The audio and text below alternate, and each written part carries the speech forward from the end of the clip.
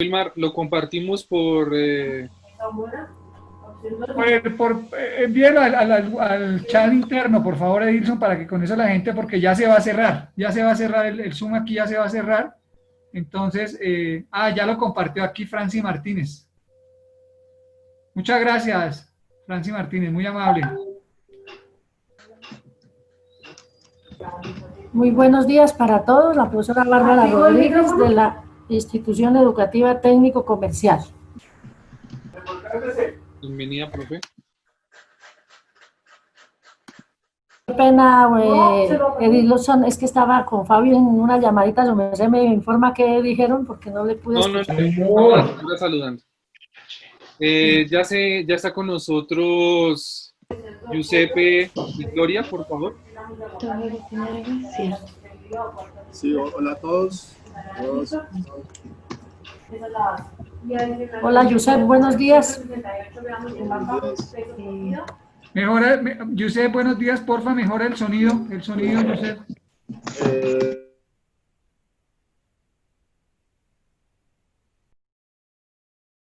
¿Ahí me escuchan mejor? Sí. Sí, mejora, perfecto. Les pido el favor a las demás personas que silencien los micrófonos. Muchas gracias. Muy buenos días. Muy buenos días, profesora Luz Mary Rubio del Colegio José María Silva Salazar de Buenavista. Bienvenido. Mi profe, Buenavista. El otro es La Granja, ¿no? Sí, señor. Buenos días. Si me pueden ver. Profe Kilian. Buenos días. Buenos días. Mi nombre es Kilian Mendieta, del Colegio Jorge Eliezer Gaitán, del municipio de Maripí. Bienvenido, profesor Kilian. Muchas gracias. Porfa, compañeros que están por Zoom, se va a cerrar la plataforma Zoom porque igual como todos los miércoles se llena, pero entonces ahí está el link en el chat para que lo compartan con los demás profesores que no pueden ya ingresar ahorita al Zoom.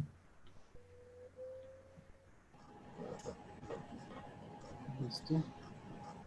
Edilson, porfa, recuerda guardar el espacio para la doctora Jacqueline y para Rubén. Sí, señor. Ya tenemos 93 participantes. Toca cerrar ahí. Hay 3 en lista, apenas entran ellos 3. Sí. Los demás los invitamos a que nos sigan a través del Facebook Live. Magolita.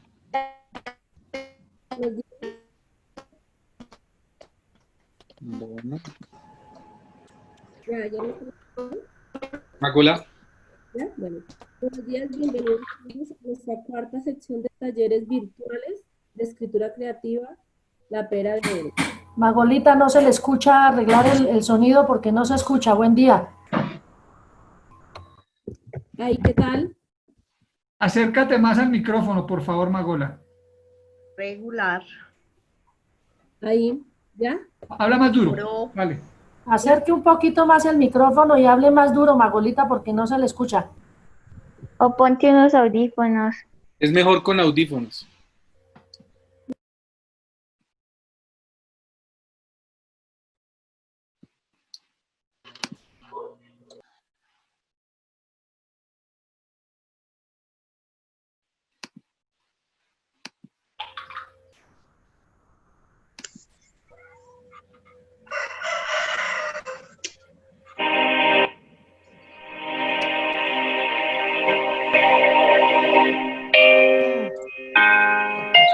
Edilson, vamos con video mientras Magola cuadra. No, mira, no escucho. Sí, señor. Sí. Hablemos de literatura. A pesar de la incertidumbre y la situación actual, queremos recordarles que el confinamiento es solo físico. Lo que se queda en la mente nos permite crear, imaginar y volar. Porque los conflictos sociales y los dilemas existenciales expuestos a través de la literatura pueden ayudar a entender la realidad e intentar transformarla.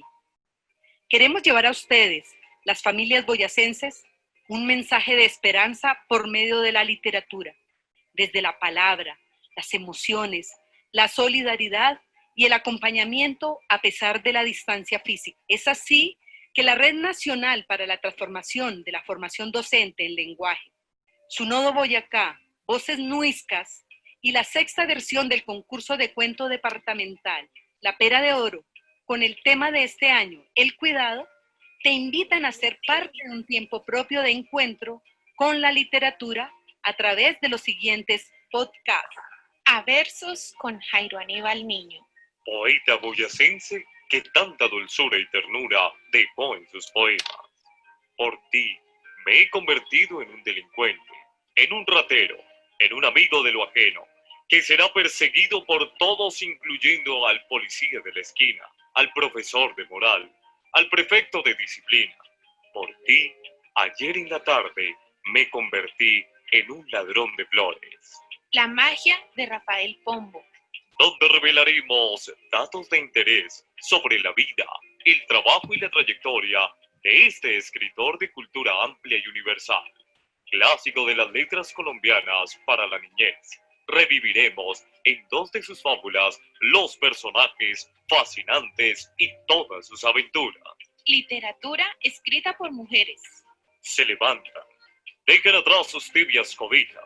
Sus libros empiezan a aletear, abriendo de par en par las ventanas, porque sus escritos vuelan por montañas, parajes, sendas, dejando caer semillas que explotan para convertirse en luna, ritmo, cuerpo que vive y trasciende.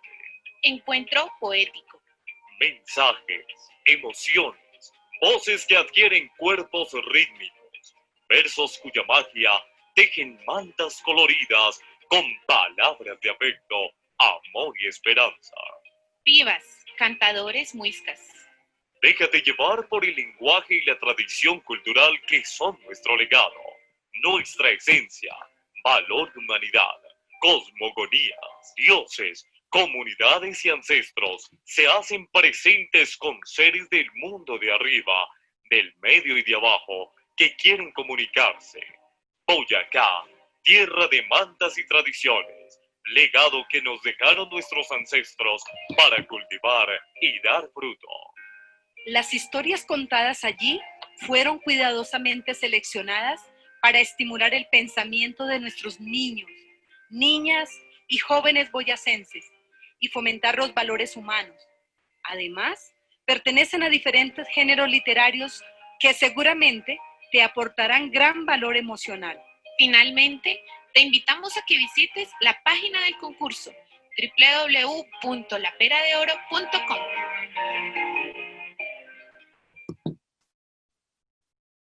¿Lista, Magolita? ¿Ya tienes tu sonido? ¿Cómo me escuchan? Ahí, perfecto. Ahora sí, perfecto. Muchas gracias. Ya pena, acabamos de escuchar uno de los podcasts de esta versión del concurso de cuento La Pera de Oro. Los invitamos a que accedan. Gracias. Perdón, un segundo, silenciamos. Los invitamos para que ustedes accedan a través de la página web de la Secretaría de Educación de Boyacá y del concurso de cuento La Pera de Oro para disfrutar de estas piezas que hizo el nodo Boyacá de Boyacá, Voces Muiscas, para el concurso de cuento La Pera de Oro. Ahora sí, Magolita. Bueno, vamos a continuar nuestro cuarto taller con el profesor Josep Ramírez. Recordemos que él es de la ciudad de Cali, escritor habitual de cuentos y de crónicas. Él es estudiante de la maestría en escritura creativa del Instituto Caro y Cuervo. Ha colaborado en revistas como El Malpensante y Literalidad. Sus relatos han hecho parte de la colección Maletín y Relatos Pacíficos y la antología El Pacífico Cuenta, a cargo del profesor Antonio García Ángel. Entonces, con ustedes vamos a continuar y les dejo a cargo del profesor Josep Ramírez. Hola, gracias por la presentación. ¿Cómo están todos? Sí, va a ser como un pequeño recuento de los temas de los que hablamos la sesión pasada, y si hay alguna pregunta la escriben por el chat o levantan la mano, o como alguna intervención respecto a los temas de la clase pasada, y después ya iniciamos con la temática de hoy. La clase pasada hablamos del método de composición y del efecto esperado, ¿no? Como esta conciencia de lo que un autor quiere lograr con su texto, la emoción que quiere causar en el lector y cómo todas las decisiones que se toman en el proceso de escritura deben apuntar a conseguir ese efecto y deben ser coherentes con ese efecto que se quiere lograr. También hablamos de bueno, en el método de composición usamos el ejemplo de Poe, donde nos describe minuciosamente el proceso de la escritura de un poema, en ese caso El Cuervo, y cómo tomaba ciertas decisiones del lenguaje, pues dado que el poema necesitaba como cierto ritmo y seguir cierta métrica y ciertas sonoridades, entonces las decisiones del lenguaje se encaminaban a seguir esas reglas que se había impuesto el propio poema, y asimismo otro tipo de decisiones como la elección de los personajes que van a ser parte de ese poema, pues obedecían como a toda la atmósfera triste y melancólica que se quería construir con el poema. Después hablamos de la elusión y la alusión,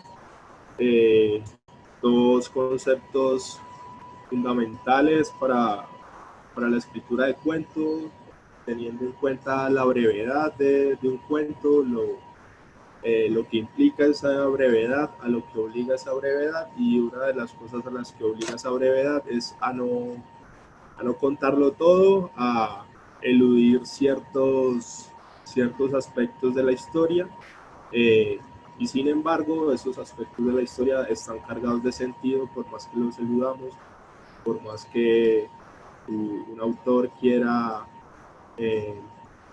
guardar silencio respecto a ellos, pero ahí aparece el otro concepto, que es el de la alusión, que sin necesidad de contar directamente un hecho,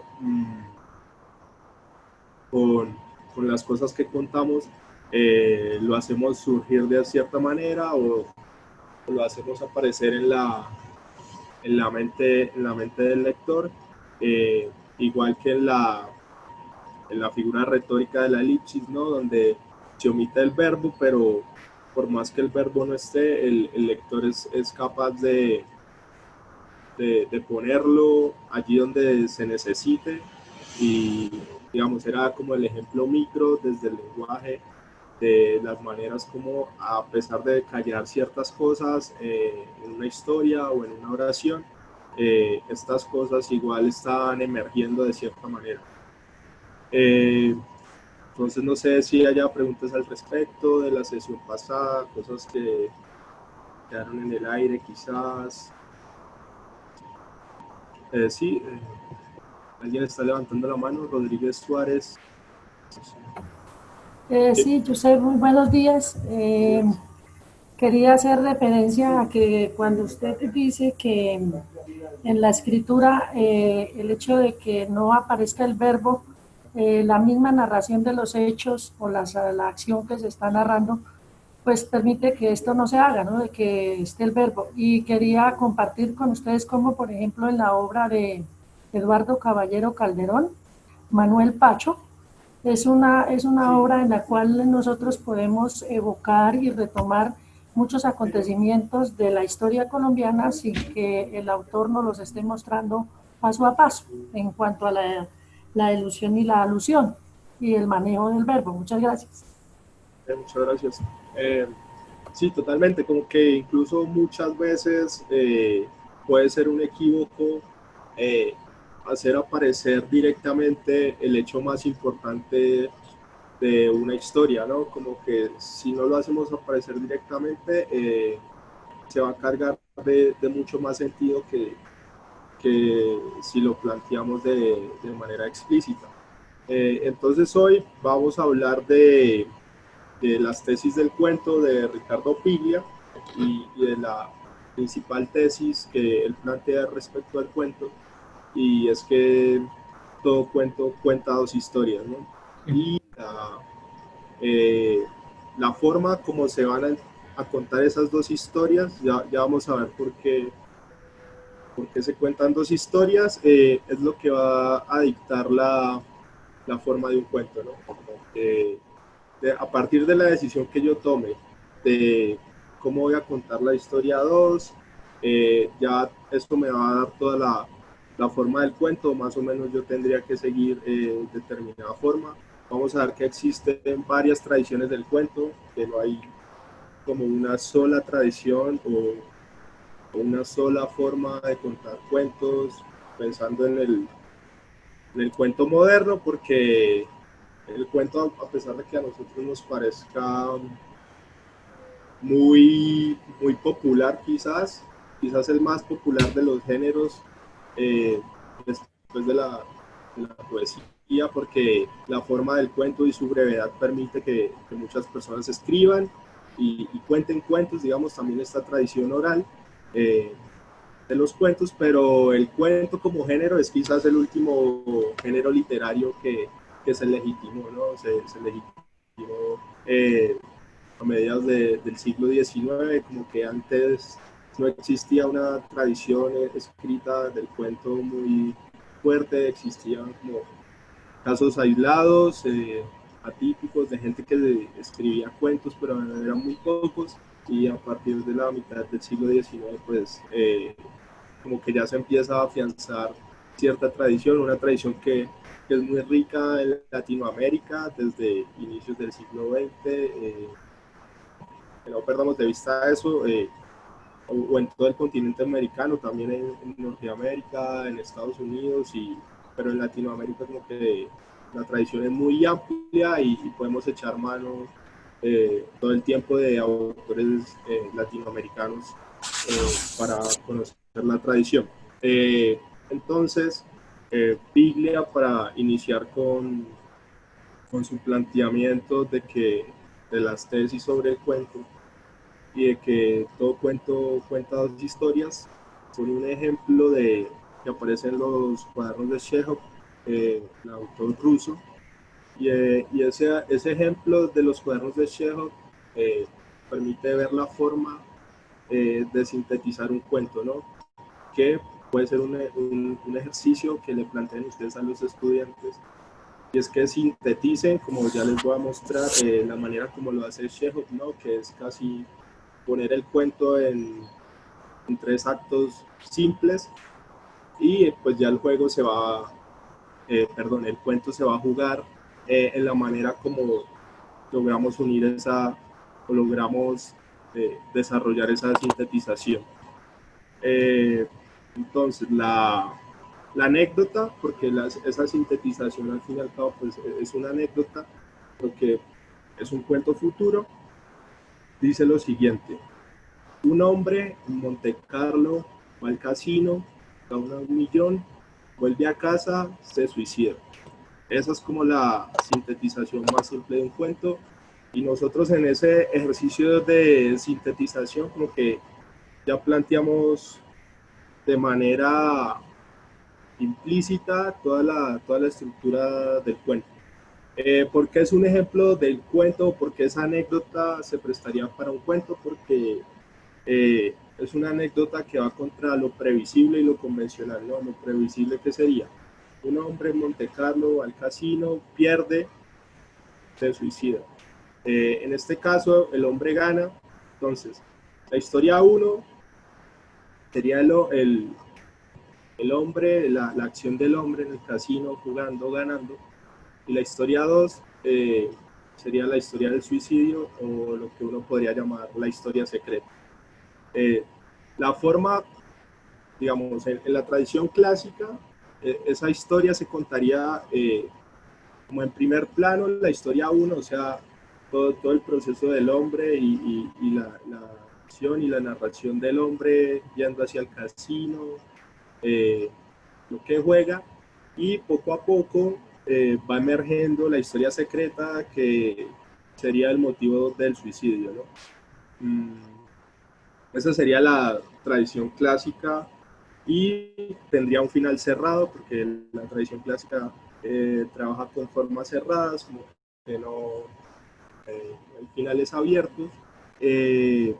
Pensando también en lo que hablamos la sesión anterior, en plantearle ejercicios como desde la misma cotidianidad de sus estudiantes, esa sería una de las principales premisas, ¿no? Como una anécdota que puede desarrollar un cuento posteriormente es una anécdota que va contra lo previsible y lo convencional.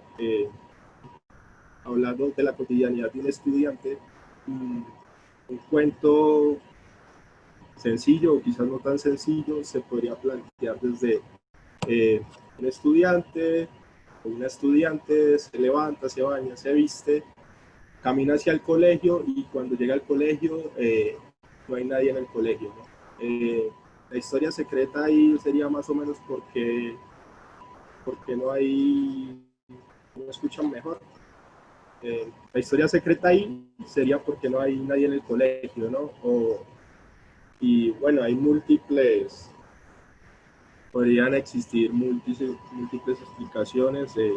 La imaginación podría ser muy amplia para justificar narrativamente eso. Entonces, en ese juego de jugar con la cotidianidad, digamos, como insumo y como materia prima para contar historias, pues tal vez la premisa es eso, como a pesar de ser cotidiano, tiene que haber algo imprevisible o poco convencional. Otro ejemplo sería la misma estudiante se dirige hacia el colegio y un perro empieza a seguirla, ¿no? Esa podría ser una historia y ahí entraría como una cuestión del cuidado de otro tipo de seres vivos o el cuidado que puede estar buscando ese otro ser vivo al acompañarme, así no sea mi mascota como en plena calle. Y otra de las tradiciones del cuento es como una tradición más moderna que no apela tanto a finales cerrados. Y en esta tradición muchas veces parece, cuando uno lee los cuentos de los escritores de esa tradición, el mismo Chekhov incluido, parece que no pasará nada, ¿no?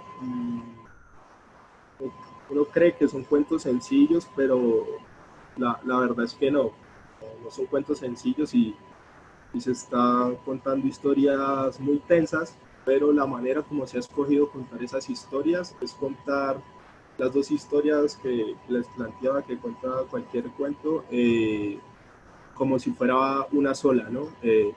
Porque el cuento, la tradición clásica lo que hace es casi anunciar de alguna manera narrativa que existe una segunda historia y que esa segunda historia va a aparecer al final o que ese secreto se va a resolver hacia el final, lo que por supuesto crea cierta expectativa en el lector y pues hay que cumplirle al lector con esa promesa que se le hace de que el misterio o una historia secreta va a emerger al final del relato. Entonces por eso esa tradición sería por eso esa tradición trabaja con finales cerrados, ¿no? Porque desde el comienzo también se ha generado esa expectativa del lector. Ejemplos de cuentos modernos con esas dos historias, pues, o sea, sí para ir lejos, pero ir como el padre de la tradición moderna, son los cuentos de Chekhov. Hay dos cuentos que les recomiendo, uno se llama La dama del perrito o La señora del perrito, y el otro se llama Un hombre irascible.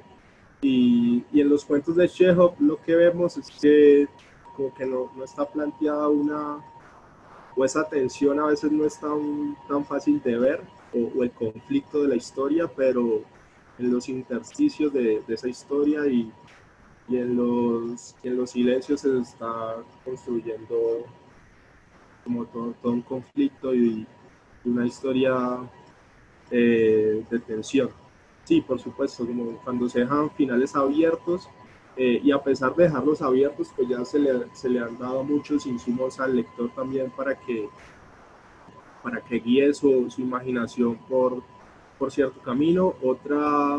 Otros ejemplos de el cuento moderno son Catherine Mansfield, Sherwood Anderson, porque ahí podemos encontrar muy buenos ejemplos de cuentos que aparentemente no cuentan nada, pero sí están contando muchas cosas. Y en la tradición clásica, ya habíamos hablado de Quiroga. Horacio Quiroga se considera como un autor de la tradición clásica, y el mismo Poe, ¿no? Como que los cuentos de Poe, que en su mayoría son policiales, entonces están planteados como que el único final posible pues es la resolución del misterio y la resolución de un caso de determinado crimen, y por eso todos los cuentos de Poe tienen finales cerrados, que si los leemos en estos momentos, pues muchos de esos cuentos nos pueden parecer tontos ahora, digamos, por las resoluciones. Las resoluciones a veces son como muy sencillas o muy transparentes, pero entender que para ese momento era una nueva forma de leer, una nueva forma de escribir, y sí representaba una evolución en el género del cuento, ¿no? Como todos estos relatos policiales de Poe. Entonces, estamos hablando, esa anécdota, pues, la tradición clásica la plantearía como todo el proceso de ir al casino, de ganar, y más o menos van emergiendo los motivos del suicidio. Y la tradición moderna,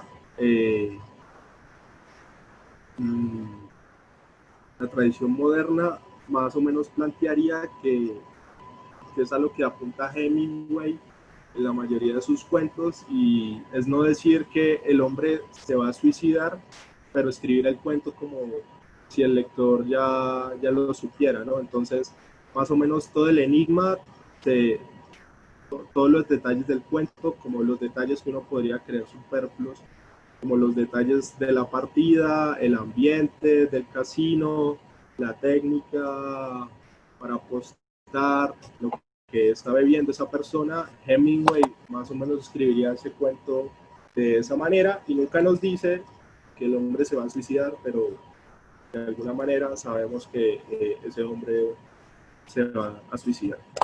Y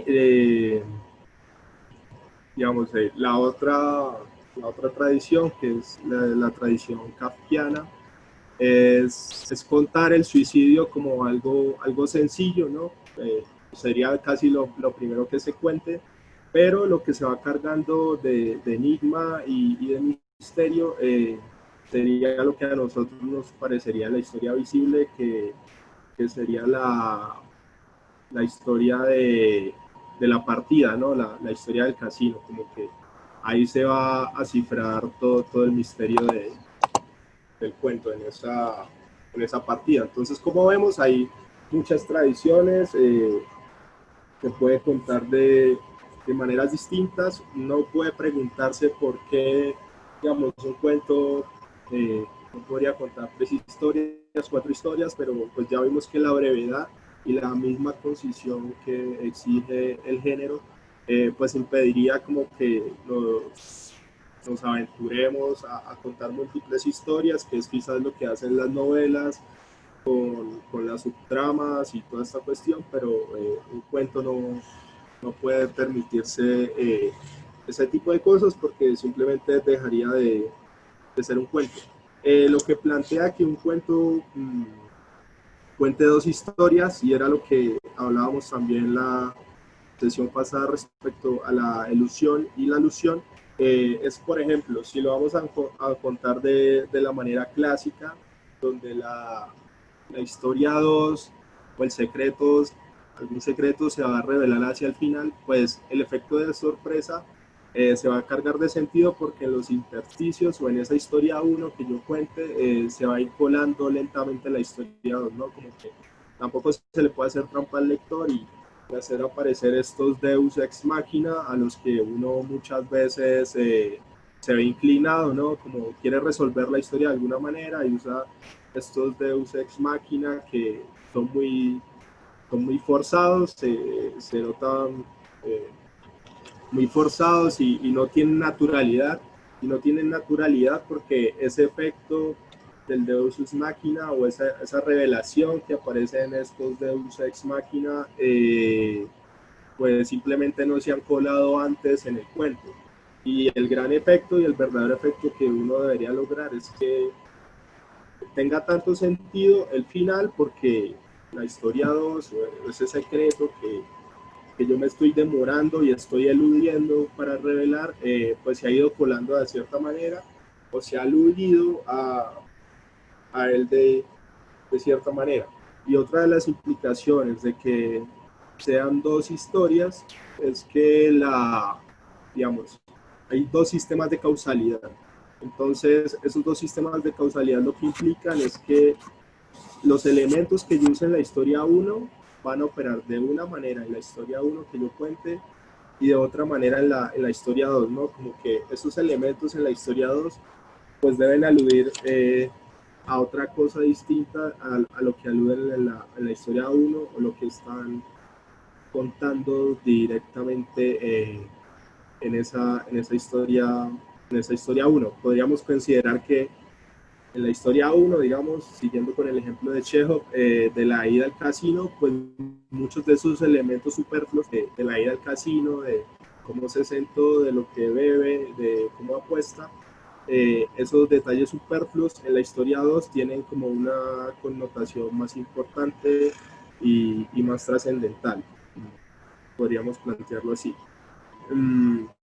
Y la otra tesis de Piglia, pues que ya lo he dicho como de manera implícita, es que todo cuento encierra un relato secreto, ¿no? No entendamos el relato secreto como algo críptico, algo que el lector no tiene que entender, sino simplemente el relato secreto como una historia que se cuenta de manera enigmática.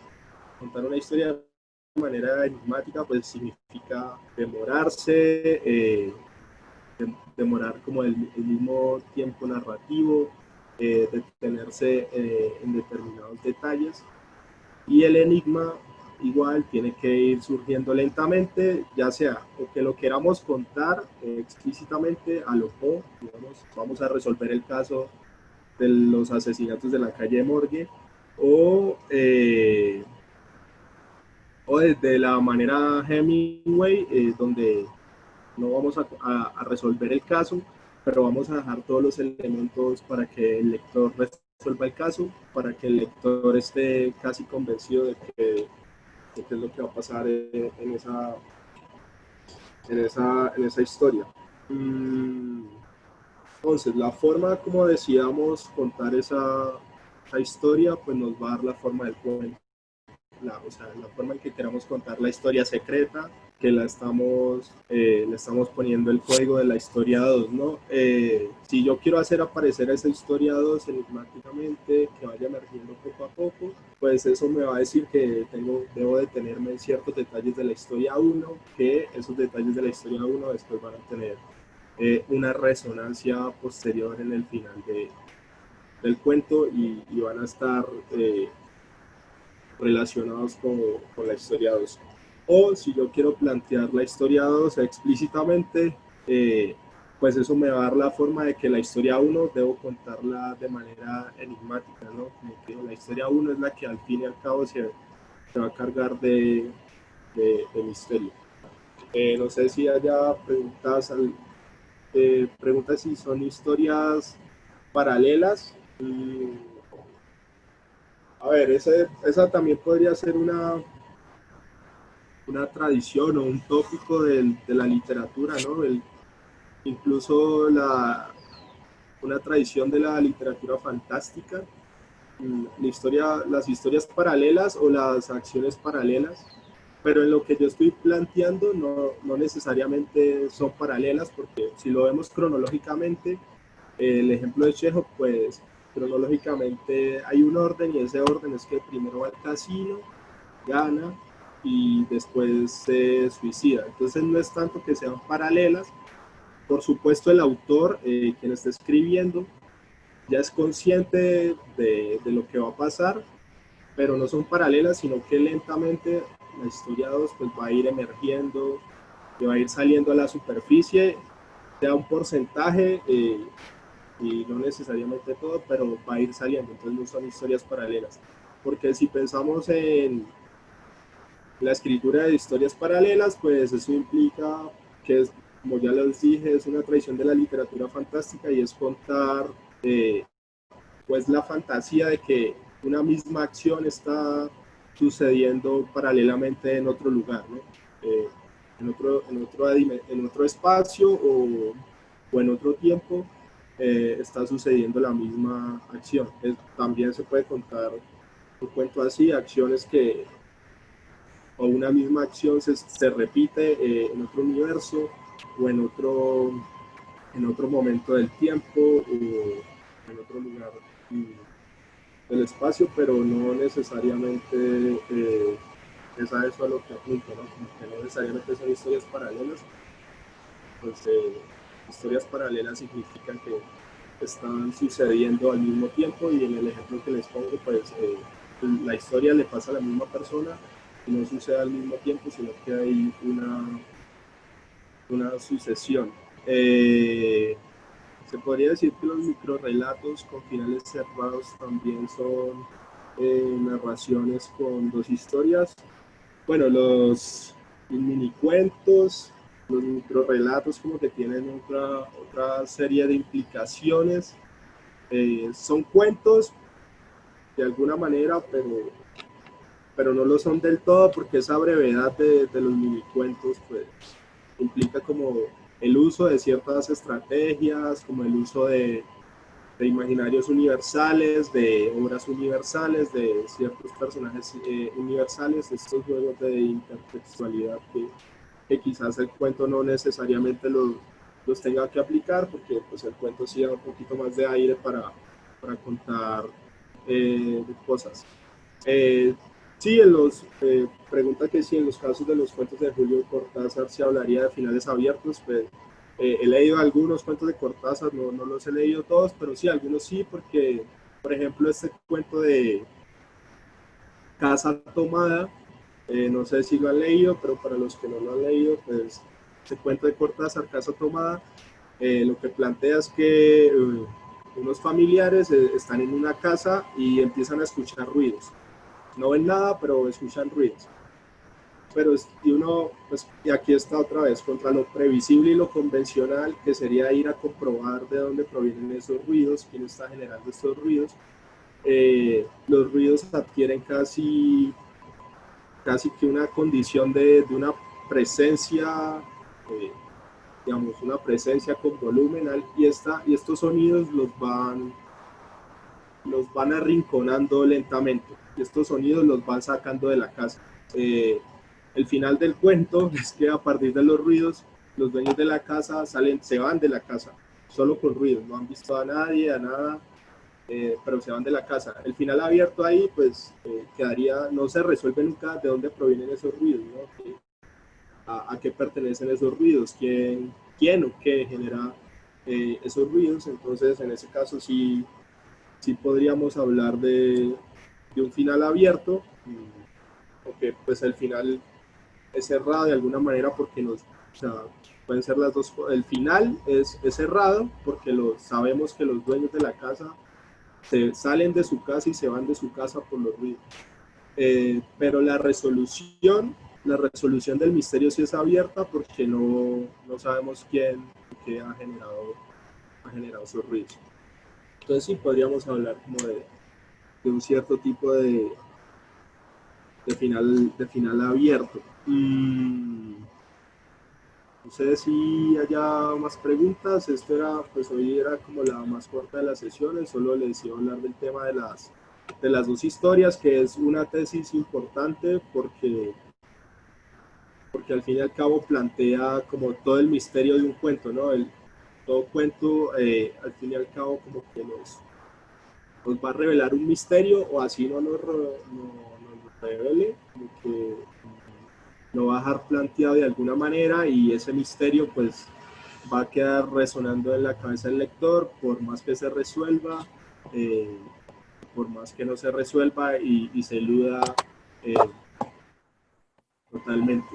Les iba a leer como un fragmento con algo un poquito distinto, pero igual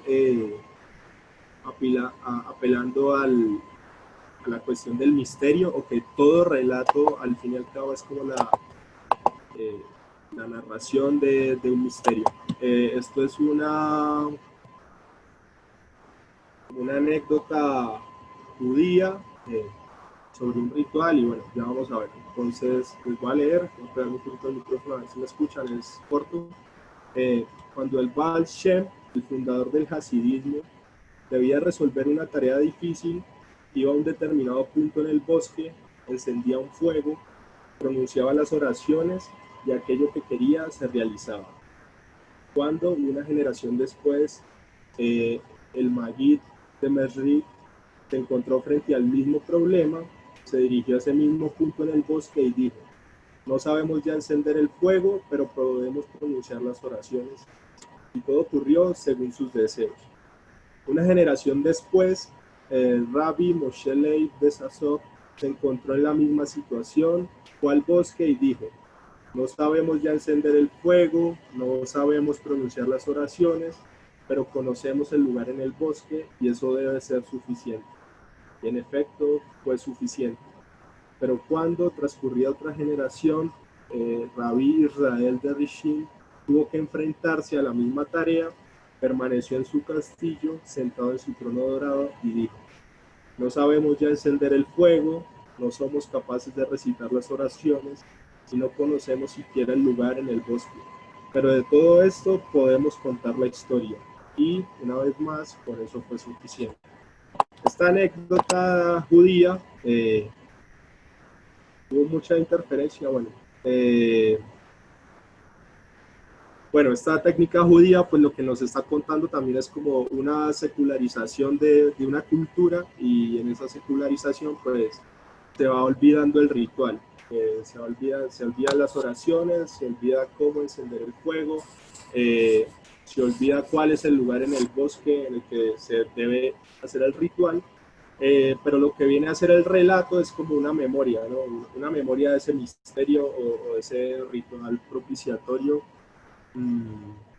que es al fin y al cabo lo que hace cualquier relato, ¿no? Como que el relato al fin y al cabo intenta recuperar un misterio, una historia olvidada de alguna manera, como que intenta recordar ese olvido, la manera como se fueron olvidando ciertas tradiciones, si queremos plantearlo así. Eso era lo último de lo que les iba a hablar, como tener presente esta cuestión de que todo relato apela al misterio, y al misterio no tanto como lo críptico y lo inentendible, sino al misterio también como ese algo que se olvidó, ciertas tradiciones que se olvidaron, ciertos lugares también de la condición humana que pueden haberse olvidado, y todo relato intenta recuperar de alguna manera esos elementos. No sé si hay preguntas, algún comentario respecto a lo que hemos hablado hoy, a qué piensan de que todo cuento cuente dos historias y las maneras como se pueden contar esas dos historias, si alguna vez leyendo cuento lo habían pensado así. Sí, Giuseppe, yo tengo una preguntita. Primero quiero resaltar la frase de la profesora Nancy: la palabra oral y escrita es el sedazo del pensamiento. Muchas gracias, profe Nancy. Giuseppe, a mí me queda un interrogante grande porque entramos en conflicto en los cuentos de finales abiertos, ¿sí? Pero que ya se ha resuelto el misterio. Yo creo que un cuento, si se resuelve el misterio, ya queda cerrado.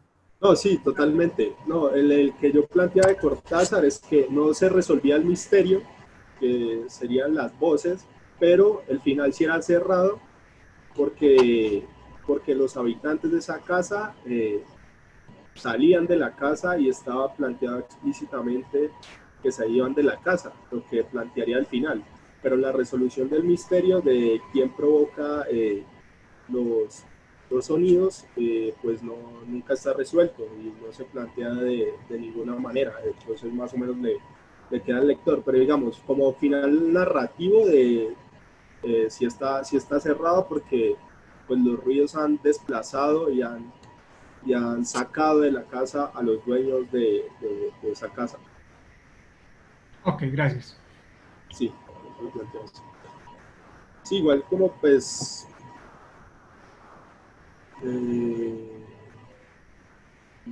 sí, no sé, como que uno puede plantear el final, digamos, narrativamente, por supuesto, debe llegar a un final y lo podemos plantear esa acción, o sea, la acción final del cuento como algo cerrado,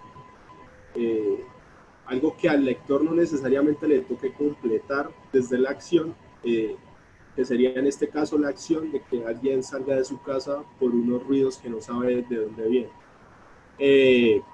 Y lo otro es que desde la misma acción podemos dejar abierto el caso de si definitivamente los dueños se van a ir de la casa o se van a quedar en su casa y van a averiguar. Ese sería como el otro final posible de ese cuento, pensándolo como un final abierto. Podrían ser esas dos cosas, como el final abierto con una resolución del misterio o sin resolución del misterio, o el final cerrado pensándolo desde la acción, no tanto como desde la resolución y la respuesta al misterio que se ha planteado, o como el final cerrado con la resolución cerrada también, ¿no? Como que hay múltiples opciones. Giuseppe, Sí. ¿Cómo estás? Hablas con Nancy. Mira, Hola, Nancy. yo creo que lo que acabas de plantear en esta sección es súper importante porque si bien es cierto, los finales abiertos permiten, en mi concepto, que el niño se acerque más a un concepto crítico de la lectura que está haciendo. Es decir, le permiten a él interactuar de una manera más desde su ser de lector que desde la visión del ser de escritor. Entonces me parece que en eso reside digamos, una posibilidad para nosotros como maestros de direccionar el trabajo de los niños que involucre a un lector y a un escritor más crítico. Sí, por supuesto, y lo que lo hace más crítico es que en estos relatos con finales abiertos, pues al lector le toca volverse más activo, ¿no? El lector tiene como una mayor, o su rol es mucho más activo y requiere más imaginación y más pensamiento y muchas veces también más conocimiento, porque tiene que completar más cosas. Y al fin y al cabo también es lo que plantean los minicuentos, ¿no? Los minicuentos están hechos para lectores muy activos, para lectores, o bueno, todos tenemos una enciclopedia, pero a eso apelan los minicuentos, a la enciclopedia de los lectores muchas veces, porque hacen juegos de intertextualidad, o más allá de la enciclopedia, por el solo hecho de que es tan breve que todo el espacio que se abre al final del minicuento, pensando en el minicuento ejemplar de Monterroso del dinosaurio, pues ese minicuento es como súper abierto, son solo 2 líneas, y si ponen al lector como a pensar mucho o no a pensar mucho. Hay muchas personas que desdeñan ese minicuento, ¿no? Por creerlo como superfluo, o que al fin y al cabo no está contando nada. Pero sí, a eso es lo que apuntan los minicuentos, y en el caso de los finales abiertos, también apelan como a esa mayor actividad del lector, del proceso de lectura, ¿no? Porque también es aburrido para un lector que todo se lo cuenten y todo se lo den molidito, más o menos, porque no hay un ejercicio intelectual del todo.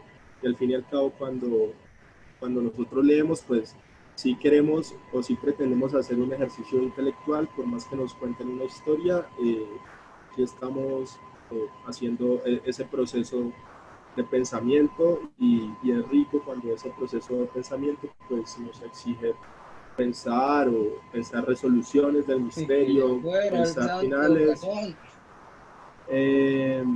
Para nuestro ejercicio de escritura es muy interesante, ya que la temática del cuidado, si algún escritor se inclina por la temática sobre los tiempos actuales, se tornaría muy, muy inquietante. Sí, pues el momento actual da para muchas cosas, o para muchos temas, porque también ha planteado muchos interrogantes como especie o de las mismas maneras del cuidado, ¿no? Por ejemplo, contra lo previsible, que uno podría pensar que el cuidado requiere contacto y cercanía, pues en estos tiempos de pandemia lo que plantea el cuidado es el aislamiento y la cuestión de que pueda cuidar al otro, sí, con aislarme, ¿no? Como con estar lejos del otro, también lo cuido, que puede sonar como contraintuitivo, contra el sentido común, pero plantea muchas opciones de relatos, ¿no? La distancia como forma de cuidado, ¿no? Antes de esto yo nunca me lo había planteado de esa manera. ¿Qué tan válido resulta empezar a contar la historia por el final e ir develando las acciones anteriores? Sí, esa también es eso es una tradición, por supuesto, de formas de contar historias, pues así, pues ya no pensando en cuentos, sino en novelas. Pues eso es Crónica de una muerte anunciada, ¿no? Crónica de una muerte anunciada, el hecho principal, sabemos que a Santiago Nazar lo van a matar, pues que ese sería el final cronológico de esa historia. Pero lo que empieza a interesar es ¿por qué? ¿Por qué lo van a matar? Y todos los hechos que anteceden a ese asesinato, ¿no? Entonces sí, es completamente válido iniciar a contar una historia de adelante para atrás, ¿no? Porque esos hechos se van cargando y también crean la intriga, ¿no? La intriga de preguntarse por qué. ¿Sí? ¿Alguien está alzando la mano? También en la novela La muerte de Artemio Cruz se me vino a la cabeza que él empieza a hacer una introspección, digámoslo así. Entonces son narraciones que empiezan desde el final. Sí, sí, totalmente. Como que no tenemos que apegarnos a esta convención cronológica y clásica de inicio, nudo y desenlace. Eso nos permite, igual, digamos, esa estructura nos permite jugar, nos permite mover de sitio las acciones y los hechos. Por supuesto que si yo planteo iniciar por el final, planteándolo, como el final cronológico de la historia, pues debo ser consciente de que todo lo que yo vaya a contar después pues debe estar cargado de sentido y de intriga, de alguna manera que sería una intriga distinta a si yo quiero plantear ese asesinato de Santiago Nazar hacia el final, como que la construcción y la forma del cuento van a ser diferentes, ¿no? Debemos ser conscientes de que esas decisiones que tomamos al inicio de cómo ordenar los hechos, eso nos va a hacer cambiar la forma de nuestro cuento. No sé si hay más preguntas en Facebook.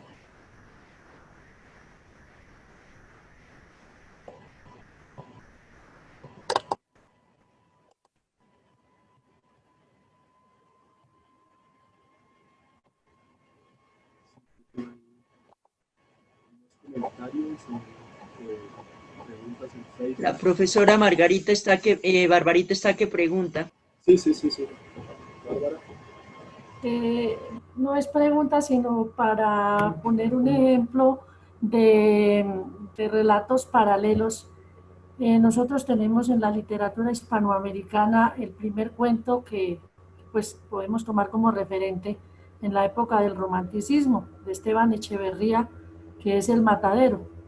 La obra inicia haciendo referencia a la época de Cuaresma, y si nosotros vamos a llegar al final, es una historia muy breve, un cuento muy breve, y resulta que termina con la muerte del unitario. Claro que alrededor de eso hay otras situaciones como lo que pasa en El Matadero, la muerte del niño. Entonces, esa tradición, ¿cómo la considera usted, Josep? Sí, no, nunca he leído Echevarría, entonces no podría hablar de esa tradición específicamente. Pero sí, creo que por fortuna, con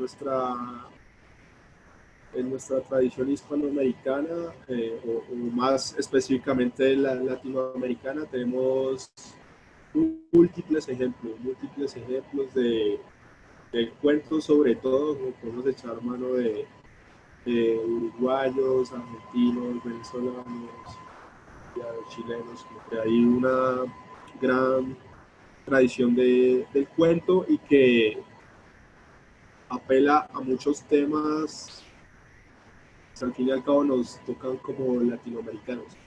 Entonces, el ejemplo de Quiroga es fundamental como un ejemplo de cómo esta tradición gótica europea se adapta de alguna manera, o los elementos de Latinoamérica, de las condiciones geográficas.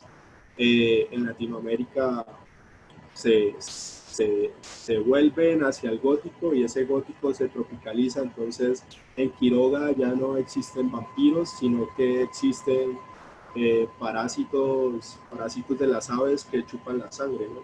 Que sería el vampiro natural. Entonces sí, como que busquemos muchos ejemplos de tradición latinoamericana. Yo les he dado algunos de Cortázar, de Enríquez y de Schweblin. Les hablé de unos cuentos en sesiones anteriores. En Colombia también hay una buena tradición del cuento. Pues García Márquez, que es el más emblemático de todos, pero actualmente hay muchos escritores apuntándole. Sí, en total se han compartido 8 documentos que has trabajado durante las 4 sesiones y se han enviado a los estudiantes, a los participantes a través de correo electrónico. Sí, igual hoy les envío el texto de Piglia, que es muy corto sobre las tesis del cuento. Es como un texto fundamental de teoría del cuento. Y les envío también los 2 cuentos de Chekhov, los que les hablé, la señora del perrito y un hombre irascible, para ver también como esta tradición de esos cuentos donde parece que no sucede nada, pero sí están sucediendo muchas cosas. ¿Qué opina del cuento de Gabo Solo vine a llamar? Que solo vine a hablar por teléfono. Pues sí, es como un cuento memorable. Desde la primera vez que lo leí me gustó. Uno podría decir, siguiendo con la cuestión de las 2 historias, pues la historia 1 sería alguien queda varado en medio de la carretera, una mujer queda varada en medio de la carretera y esa mujer termina en un manicomio. Entonces ahí se juega más o menos todo el relato en construir la verosimilitud de cómo alguien que solamente se ha varado en la carretera termina en un manicomio repitiendo esta frase de solo vine a hablar por teléfono. Si no hay más preguntas, más comentarios. Sí, alguien está levantando la mano. Sí. Hay un libro bien interesante que se llama ¿A quién pertenece la literatura?, de Sarah Hirschman, en donde podemos leer cómo se pueden analizar ciertos cuentos. Entonces hay sombras, hay muchos elementos en los cuales nos podemos apoyar para poder hacer un cuento. La introducción la hizo Ricardo Frigia. Era para compartir, que me parece muy bonito ese libro, muy bueno, muy provechoso. Gracias. Ok, muchas gracias por la recomendación, no conocía ese libro. Sí, Piglia es como uno de los grandes teóricos de la literatura, digamos, de Latinoamérica. Si pueden leer más cosas de él, van a encontrar como muchas revelaciones y muchas cosas interesantes de las formas de leer y de las formas también de hacer literatura. Por último, repetirles como los ejercicios de escritura que uno puede hacer con estas tesis, y es la cuestión de sintetizar la historia. Yo creo que cuando uno tiene una historia muy construida en su cabeza, uno tiene la capacidad de sintetizarla. No es un trabajo tan difícil. Y si yo puedo hacer esa sintetización, eso me va a permitir empezar a tomar decisiones, porque pues en esa abstracción y en esa simplificación de la anécdota y de la historia que yo quiero contar, me va a permitir como empezar a pensar muchos elementos que debo tener en cuenta para llegar a esa anécdota y contarla completamente como yo quiero y lo que yo quiero. Muchas gracias a todas y a todos. Esta es la última sesión en la que yo los acompaño. En las próximas 2 sesiones va a estar Gloria Susana Esquivel, que es profesora de la maestría en escritura creativa. Los felicito por todo el entusiasmo, por lo que hacen con el concurso. Yo creo que es muy importante que más allá de solo plantear el concurso, se le den herramientas y teóricas y prácticas a las personas, a los profes, en este caso, a algunos estudiantes que nos han acompañado en estas sesiones, como que no es el solo hecho de escribir un cuento y apelemos simplemente a la imaginación, sino que hay también todo un conocimiento detrás, como tradiciones, teorizaciones, hay cuentos también, aprender a leer los cuentos, a ver los elementos del cuento, eso enriquece mucho la escritura, incluso no en el corto plazo. Yo creo que este proceso que ustedes llevan haciendo, yo los acompaño desde el año pasado, pero ya llevan 6 ediciones del concurso, como que este proceso tiene una repercusión a largo plazo impresionante, hacer interesar a los niños y a los profesores de todo un departamento por la literatura. Creo que eso no se puede calcular en el futuro, todo lo que puede llegar a generar, más allá de que algunos sí se dediquen a la escritura y a la literatura y otros se dediquen a otro tipo de oficios. Es importante la formación de ciudadanías, de ciudadanos interesados por la lectura, por el conocimiento. Entonces los felicito un montón, estoy muy contento de haberlos acompañado y de haber compartido algunas de las cosas que sé. Espero que este año en el concurso superen lo del año pasado, que fue bastante, que a mí me sorprendió un montón que en un concurso departamental lleguen más de 3.600 cuentos. Es un número impresionante. Muchas veces en concursos nacionales no se llega a ese número, entonces estén orgullosos de ustedes y crean en este proceso que están haciendo, que es bien importante y bien interesante y va a ser muy fructífero en el largo y en el mediano plazo. Y ya muchas gracias, que estén muy bien y la próxima semana se ven con Gloria Esquivel. Muchas gracias, Giuseppe, por toda tu colaboración. De verdad que muy contentos de tenerte acá y como tú lo has dicho, o sea, nosotros no queremos ser solamente un concurso que califica, premia y no, queremos impactar en el proceso de creación literaria de nuestros estudiantes y docentes del departamento y hemos buscado estrategias como este tipo de seminarios pues, virtuales. En este momento lo hicimos presenciales el año pasado, pero queremos seguir con esa misión contando con la colaboración de ustedes con el Instituto Caro y Cuervo, ¿verdad? Desde todo nuestro corazón, muchísimas gracias, Giuseppe, por todo su apoyo, su acompañamiento y colaboración. Lo que dice Giuseppe es cierto, una de las cosas que impactó al Instituto Caro y Cuervo fue eso, la gran cantidad de participantes que tenemos nosotros, porque en muchos concursos como el concurso de lectura del tiempo, no logran ese número y es a nivel nacional. Y es una de las preocupaciones que tenemos nosotros cuando nos dicen, bueno, ¿por qué no pasan al siguiente nivel a hacer el concurso nacional? Y nosotros dijimos, no, si departamental logramos 3.600, nacional podemos estar alrededor de los 6.000, 7.000, y el problema no es hacerlo y hacer la convocatoria, sino el proceso de juzgamiento. Por eso hemos querido ser como claros y pisar como un pie firme en el proceso, y mientras no tengamos las herramientas para un proceso de juzgamiento de más de 10.000 cuentos, no lo pensamos hacer nacional. El concurso basa, uno de sus fundamentos principales del concurso es el juzgamiento, que es completamente ajeno a la organización del concurso. Nosotros lo que hacemos es enviar todo el paquete de cuentos organizados desde luego al Instituto Caro y Cuervo, y ellos nos devuelven los finalistas. Entonces la imparcialidad es total frente a eso. Los 15 finalistas nos envía el Caro y Cuervo. Los queremos invitar también pues a que visiten la página del concurso. Nos alegra que ya muchos están descargando de ahí el link de Zoom para poder entrar a estas reuniones. Cada semana se coloca, previo a estas reuniones, el link en la página del concurso, pero también queremos que examinen los libros que tenemos allá, que de verdad exploren, por ejemplo, ese formulario de inscripción, que tengamos claro que realmente no es una inscripción, sino que hay que tener el cuento para poder subirlo. Entonces, exploren el formulario antes de tener todo el proceso.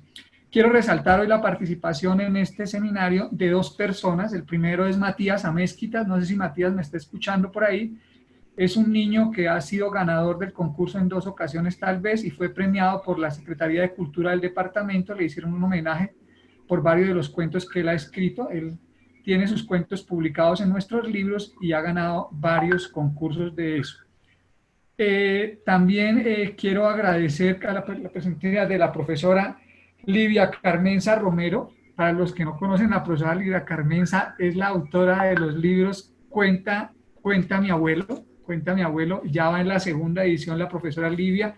Es un trabajo de una docente enamorada también de la literatura, que con sus estudiantes reconoce todas esas perspectivas que tienen dentro de la familia los abuelos, de las historias que han pasado y que vienen de tradición en tradición. De verdad que la profesora Livia Carmenza ha sido una gran promotora de los procesos de lectoescritura en el departamento y gran colaboradora también con el concurso. ¿Esto para qué? Para demostrar que a veces nosotros nos frenamos en que pensamos que escribir un libro son procesos macro, espeluznantes, y no damos los primeros pasos. Lo importante, yo pienso, que es arrancar e ir afinando las cosas poco a poco. Entonces mi invitación es para que iniciemos ese proceso frente a la construcción de documentos solos o con compañía de nuestros estudiantes. Les agradecemos su presencia el día de hoy nuevamente, Giuseppe. Muchísimas gracias. No sé si quieras decirle algo a tu audiencia antes de que cerremos. Muchas gracias a todos.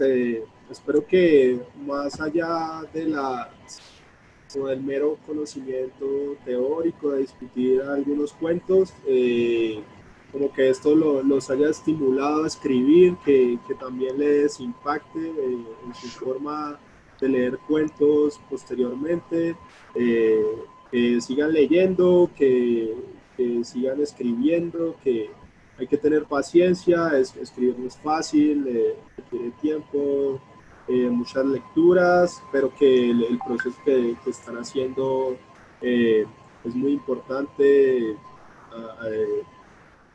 haciéndolo desde Boyacá, como que va a tener un impacto, y tiene un impacto ahora mismo en la manera como los profesores transmiten y hablan de literatura con sus estudiantes, y seguro que a muchos de los que han participado en estas sesiones, a muchos de los que envían cuentos al concurso, pues en muchos años les va a seguir resonando, y van a tener como un recuerdo especial de estas sesiones y estos días, especialmente en tiempos de pandemia y dadas las circunstancias. Entonces los animo a que participen, a que lean cuentos, a que escriban cuentos, a que se pongan a pensar mucho sobre escribir, sobre las maneras de escribir, y también a que se convenzan de que trabajo se puede hacer y se puede llegar a escribir un buen cuento. Saludos a todos y muchas gracias por haber participado. Muchas gracias, Giuseppe, muy gentil. Vale, Les deseo chao a a todos todos. una feliz semana y que estén muy contentos. Si Dios quiere, nos encontramos en 8 días. Recuerden que en estos tiempos de pandemia, si me cuido yo, cuido a toda mi familia. Muchas gracias. Un abrazo. Hasta mañana, gracias. A todos agradecerles la participación. Muchísimas gracias. Hasta luego, gracias. Muchas gracias, profes. Hasta luego. Para el registro. Gracias. Muchas gracias por la invitación. El registro se colocó ya en el link del WhatsApp. Yo no sé si también se colocó en la página del registro de la asistencia de hoy, Edilson.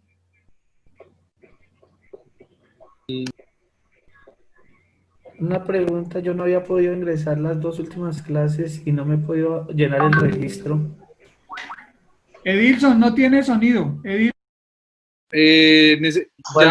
Ya les compartía en este chat, está el link para diligenciar la asistencia. Aquí lo acaba de compartir la profesora Zaret nuevamente, muchas gracias.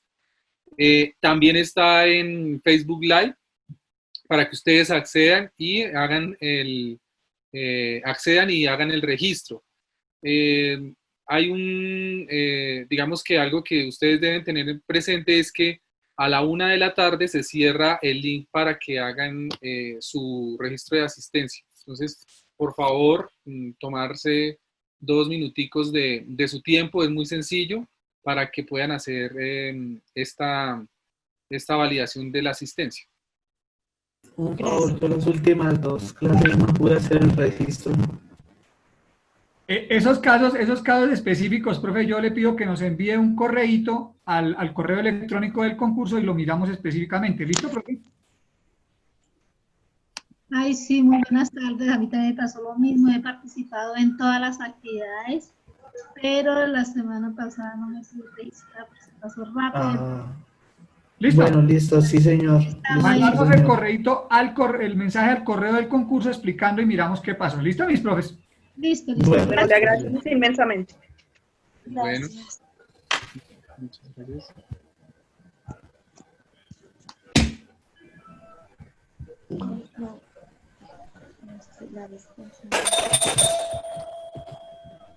Gracias a todos, profe Edilson, gracias por la invitación. Compañero Abraham, muy amable por acompañarnos. Un abracito para todos. Que tengan una excelente semana. Cerramos una etapa de esta formación que es la que nos orientó durante las 4 sesiones Giuseppe. ¿Por qué no cuadra Y espera que estoy ocupado. El próximo miércoles estará con nosotros la profesora Gloria Esquivel. Ella tiene una vasta experiencia en todo este tema de la escritura creativa. Los invito a que, aquí les voy a compartir en la pantalla, los invito a que busquen sobre lo que ella escribe, sobre la forma como ella, digamos, se vincula a nuestro concurso desde el año pasado en los procesos de evaluación, pero también en esa rigurosidad que ella siempre nos ha tenido para la formación a través de los talleres. Entonces, los esperamos muy puntuales la próxima semana para continuar con los talleres dirigidos por la profesora Gloria Susana Esquivel.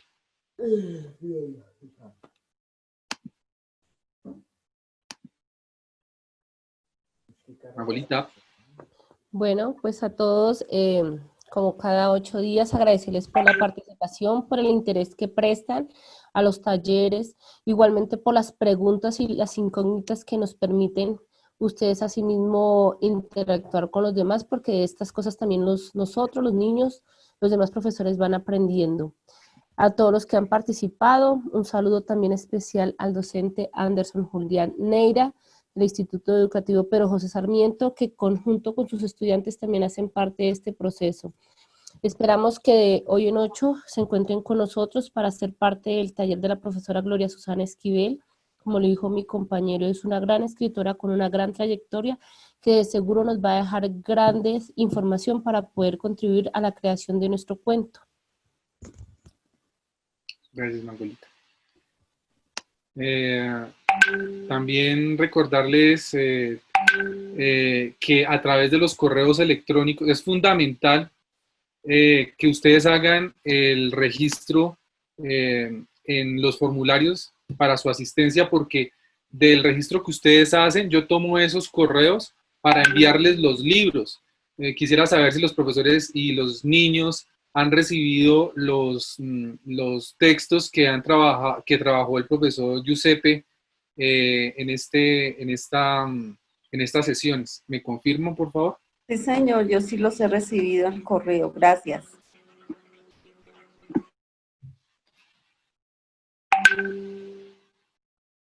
No, no los he recibido porque pues igual no había escrito mi correo hasta hoy. Espero, por favor, si me los pueden regalar, les agradecería inmensamente. Listo.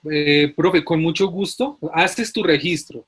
Y hoy yo comparto los documentos que el profesor trabajó de esta sesión. Pero te invito a que escribas al correo electrónico o a través de Facebook en cuentoslaperadero@gmail.com y te envío los libros de todas las sesiones. ¿Listo? Gracias. Él ha combinado tanto cuentos como textos que le permiten trabajar. Bueno, muchísimas gracias. Con mucho gusto, profe Ludi.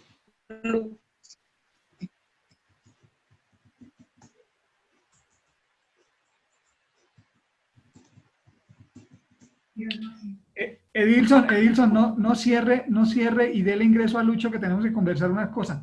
Pide el acceso, Lucho, pide el acceso. Asua, Edilson.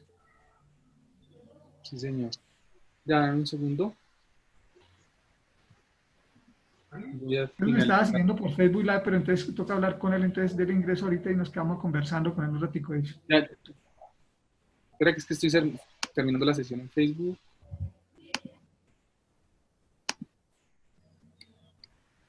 Listo.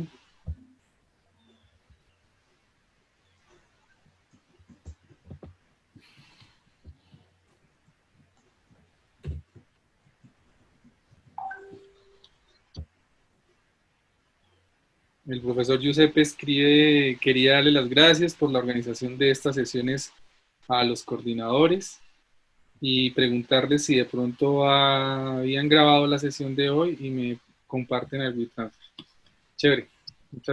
Muy agradecidos con el profe. Igual subirlo todo en la página. ¿Sí? No, en la página ya está disponible. Yo le comparto son los links de los talleres. Lucho, ¿ya solicitó el ingreso? No. Magola, aquello no se pudo hoy, ¿no? No, mi profe, creo que están un poco ocupados. De hoy en 8. No, Ala, porque es que de hoy en 8 tenemos a la doctora Carmen Millán o está confirmándome Lucho. Porque ella ya miraron los mensajes, pero creo que es que... Sí, por eso. Y cuando le corresponda a la doctora Carmen Millán, sí, ahí sí solo se le da entrada a la doctora Carmen Millán, a nadie más. La directora del Instituto Caricuero. Bueno. ¿Doctor Alejandro ya fue? Sí, voy a finalizar esta reunión y a través del WhatsApp les envío el link para hacer otra reunión. ¿Listo? Entonces, un abracito para todos. Muchas gracias, profesores, profesoras, niños, directivos docentes y compañeros. Un abracito para todos y nos vemos la próxima semana.